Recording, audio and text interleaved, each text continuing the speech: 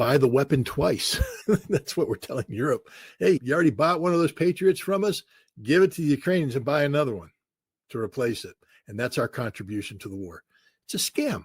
It's a grift. It's a con, which means he's not serious. And so I think at some point in time, once you remove Ukraine from the equation, Donald Trump will be politically empowered to start making decisions that make sense for the United States. And one of those decisions will be, I think, to move to improve relations with Ukraine and get the United States out of the NATO entanglement. But right now, because Ukraine has become a political hot potato for the president because of his inability to stop the war and therefore seeking to blame Vladimir Putin, he's trapped. He's in the NATO trap. But long term, I don't think neither he nor his like-minded people want to stay in the NATO trap forever. I think that J.D. Vance, potential future president of the United States, isn't enthralled about either Europe or NATO. The Russians are doing the fundamentals on the battlefield. The Russians are doing the fundamentals over the airspace over Ukraine. They're dominating. The Russians are doing the economic fundamentals. All England has is trick plays. You don't win games with trick plays. That's the bottom line. Yeah, you have to take them seriously, but I think chaos is what we're going to see out of the Trump administration. First of all, to avoid chaos, you have to have systems in place for policy coordination. That's normally the way things have operated the last couple of decades.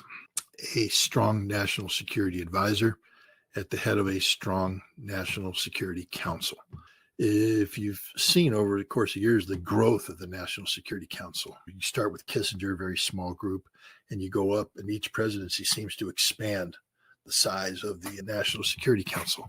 Trump was betrayed by the National Security Council in his first presidency. If you go back to Alexander Vindman, who was on the NSC staff and coordinating with Ciarello, the CIA asset, Trump doesn't trust the National Security Council structure.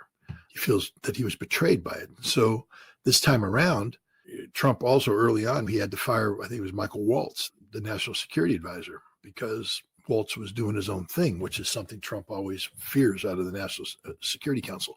So now you have Marco Rubio dual-hatted.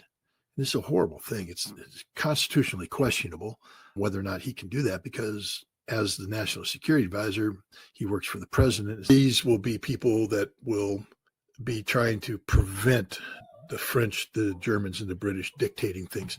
But then there's the Eastern Bloc nations, plus the two new nations, Finland and Sweden, which consider themselves to be frontline states, and they'll have their own position. And the West isn't willing to back up the East. They're not going to let the East dictate terms of coexistence, meaning the East says we have to be positioned to go to war against Russia.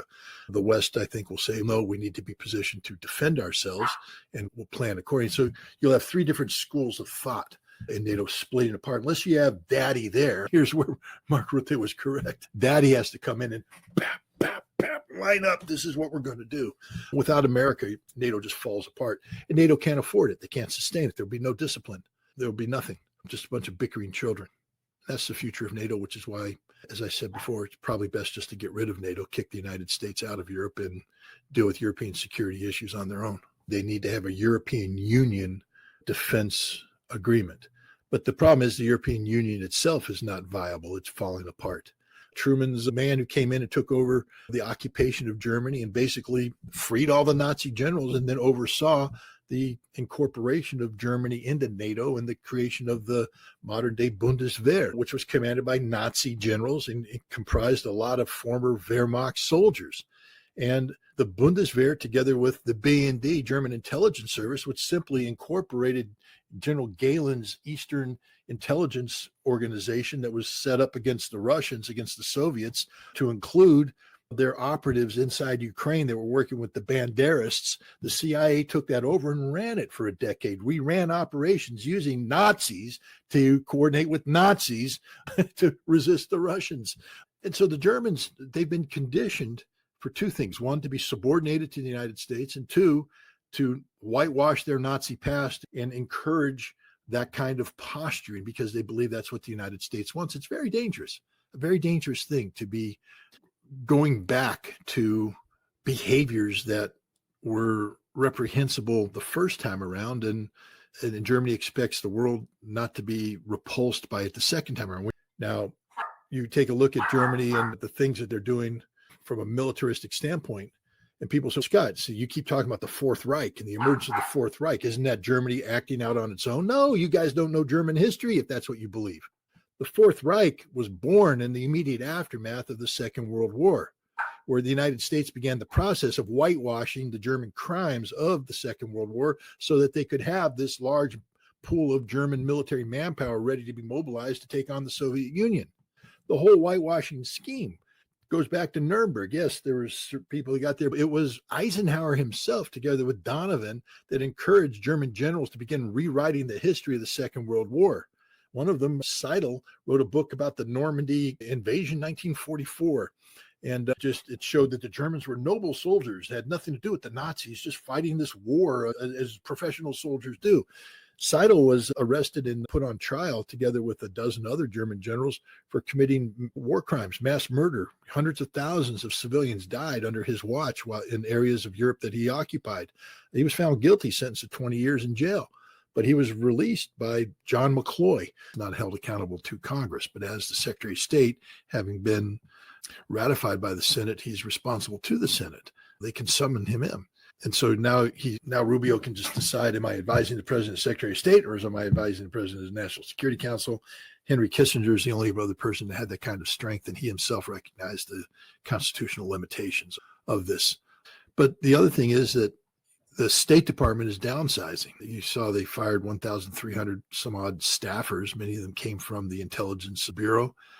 They were fired. Why? Because, gosh, they have opinions. They represent the permanent bureaucracy of people who have inherited policies from previous administrations, and their job is to keep those policies going in a relatively consistent manner. Trump doesn't want to do that. He wants to have his own policies. So they've gutted the State Department. The National Security Council is dysfunctional and almost non-existent in the role that it plays. There is no structure of policy coordination. And as a result, policies tend to be made in a very knee-jerk reaction by the president. And if anything, the National Security Council then backfills and works with, but normally the president in a meeting will say something. So at the end of the day, I think the best thing for Europe is, first of all, to seek normalized relations with Russia and understand that rather than a traditional military alliance, what they should have is a military committee that just seeks to resolve issues in a non-military manner. Europe needs to demilitarize. There's no reason to have large standing ground armies in Europe nowadays. What's the purpose? Are they going to invade Africa? Are they going to invade the Middle East? Do they really want to go to war against Russia? What's the purpose of a large ground army? What will happen if Europe has large ground armies? That Europe will go to war against Europe. You'll get these smaller organizations, and you already see it happening right now, where Croatia, Albania, and Kosovo are coming together with a military alliance, and they're being countered by Serbia, Hungary, and Slovakia. These are mini NATO alliances within the NATO alliance, each of which incorporate non-NATO membership. And they're doing this because they fear one another and the potential of war. So this is the future of NATO. NATO will break up into different blocks, and then they'll go to war against each other. Europe's best bet is to start taking the military out of European consider. You don't need to have a large defense industry, but it's also, there's other major actors in there, and it's under the direct supervision of the supreme leader and the office of the supreme leader. So there's no more room for the president coming up with an idea and running with it. And then you have the Guardian Council review the parliament's decision. Then it goes up to, oh gosh, what's after that? The Expediency Council. And then maybe the Assembly of Experts will weigh in. And nope, they've swept it clean. Supreme National Security Council. That's it. That's the decision-making body right now. Everything goes through this.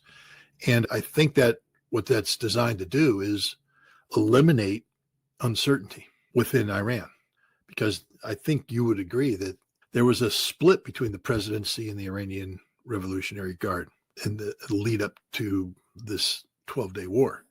I think what the Iranians have said is we can't allow that split to happen, because what happens is our enemies exploit that split.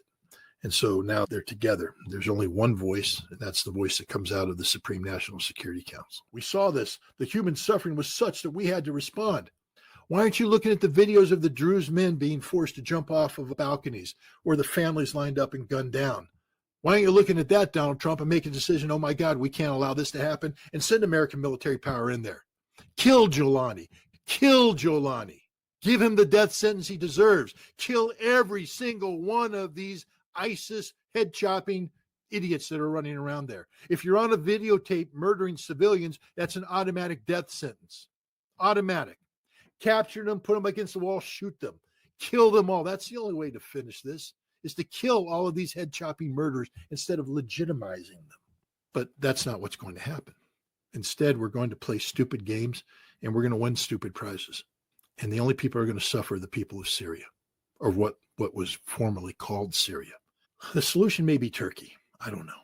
Maybe the Turks can come in and bring some order to this. One thing I know about the Turks is that they'll have no hesitation in killing people that they feel they've committed horrible crimes against the Kurds because they view the Kurds as terrorists. And maybe if the Turks turned on HTS and treated them that way, you could eradicate it.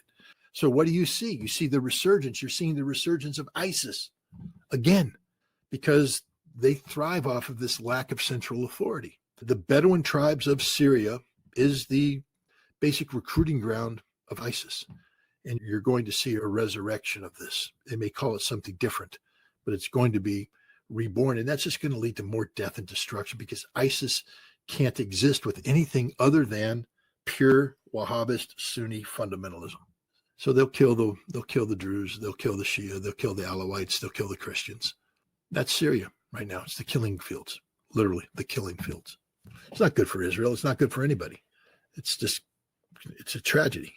Yeah.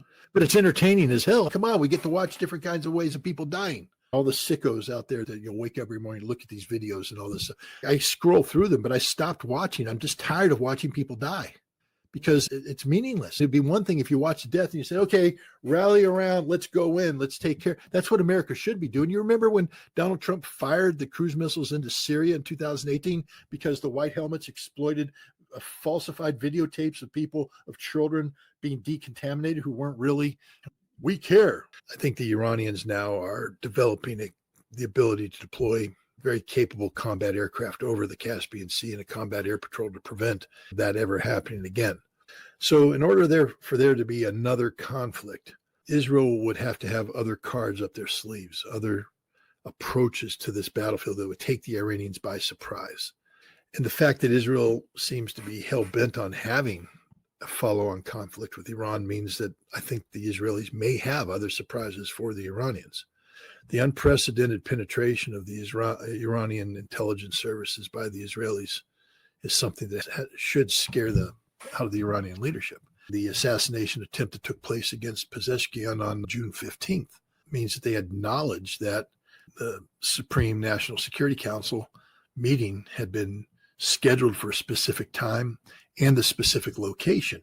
And then they also had knowledge of the technical aspects, the design aspects of the building, because they attempted what they called the Nasrallah solution, which was to blow up all the exits and have the people die of. Nasrallah wasn't blown up. He died of asphyxiation because all of the exits where the bunker he was in were sealed off and he couldn't breathe. That's what they tried to do to Pezeshkian and the others. The amount of intelligence involved in that is unreal. America is dysfunctional in this regard. So is Europe. And as a result, this tiny genocidal country of Israel gets away with literal murder. The only way the Israelis are held to account is by the bravery of Hamas. The only way. Every day, Hamas scores another victory against the Israeli occupation forces. And that's ultimately what's going to bring this war to an end, is the courageous resistance of Hamas. And tragically, the stoic resilience of the Palestinian people, who will refuse to bend the knee and yield as they're being starved to death, bombed to death, beaten to death. I could go on forever. It's just because I don't know what to say. That's the truth. I don't know what to say because words can't do any of this justice. Words are meaningless. What's needed is action. What's needed is the Egyptian army to mobilize and move into the Negev and take over Dimona. What's needed is the Jordanians to make a thrust out of the West Bank into Jerusalem and seize Jerusalem. What's needed is Turkey to come driving through Syria and capture Tel Aviv. What's needed is for the Israeli nation to be removed from the face of the earth. That's what's needed, because Israel is a cancer on the Middle East and on the world. And if you don't believe that, then you're ignorant. There's no way you can sit there and justify what Israel has become. I'm the guy that can talk to Russia. Russia won't talk to him. Zelensky's history. I don't think Zelensky is going to be the guy, but that's a different issue altogether. But you're talking about these sanctions and the threat of sanctions. This is just Lindsey Graham being Lindsey Graham, the world's dumbest man when it comes to all things Russia. It seems that he and those in the German government who share his philosophies have tied themselves to Ukraine as the locomotive that's going to pull them through the current problems. The Russians have pointed out that when we speak of Germany, we're speaking of a nation that is deindustrializing as we speak. Their economy is collapsing. They have an energy crisis, and they're politically divided. They're about ready to step into literal dictatorship of the second largest party in Germany. Alternative for Deutschland could very well become illegal, outlawed. Is this really what a democracy does? And Merz, when he speaks, you have to keep in mind that he is not the strongest chancellor Germany's ever had, and his government is a fragile government that could very well collapse if its policies are challenged effectively. So Europe, in terms of security, is linked to NATO, and NATO is dominated by the United States. Literally, Europe is an adult child that's never been allowed to grow up. It doesn't know how to function. They can throw a temper tantrum. It's, again, I take a look at France, Germany, and the United Kingdom now getting together and we're going to do this, we're going to do that, we're going to do this. Well, that's a lot like the 50-year-old kid getting together with his friends in a bar saying, I'm going to declare independence. I'm going to go off and do this. Meanwhile, he's buying beer with the money that daddy gave him to buy beer. And he's going to get back in his car and drive home in the car that mommy bought him. And he's going to go back and living in the basement of the parents' house. There's nothing serious about Europe nowadays. Literally. They're not adults. They're children pretending to be adults. And if the United States actually pulled the plug, they would collapse and wouldn't know what to do.